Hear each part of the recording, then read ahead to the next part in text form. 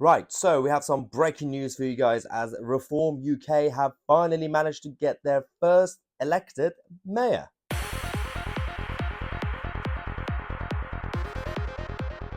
Well, this is good news for the supporters of Reform UK. In the recent local elections, we talked about how Reform didn't really do too well because they couldn't actually even find enough candidates across the country, but they still managed to get 6 councillors elected in Derby.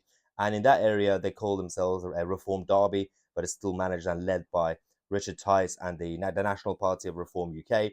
And now, obviously, that the whole battle in Derby became a bit of a mess because at the end of the outcome of the election was what we would call is hung council instead of hung parliament. No party controlled the authority completely, and what they decided to do is the councillors in the chamber got together and just voted to elect their mayor.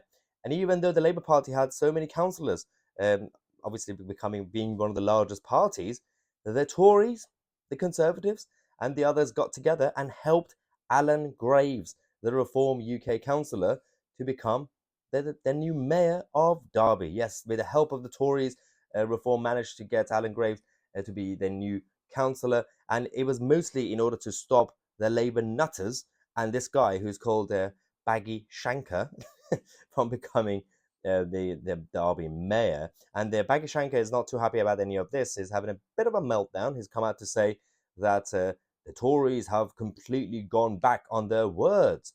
The 24 votes that Alan Graves got are not reflective of Derby's public. We are ashamed of Alan Graves being the mayor of Derby. Ooh, so scary. Basically, now we're having a situation where the local press and media are going to go out there and saying Derby is now officially far right. Absolutely shambolic. But that's not really the main situation. So this could be actually a good start for Reform UK to get some groundwork, to get the grassroots to get more involved. They finally got a number of councillors, but it is still early days. And as I've always been saying, if you want to be an actual force in British politics as a new political party, you have to take your time. You have to get the grassroots out. You have to get local councillors elected first. You have to get the branches, local branches in areas to have their chairman and associations and enough manpower on the ground. Then you aim for the local election, for the general elections. Otherwise, if you just aim for the general elections from day one, you are at best a protest vote. At worst, you will be a permanent Green Party, for example, or even worse than Green Party. At least they have some big money, big green lobby money behind it. But otherwise, they could just remain a small party, like so many of the small parties that we have, just having a small base and doing absolutely nothing.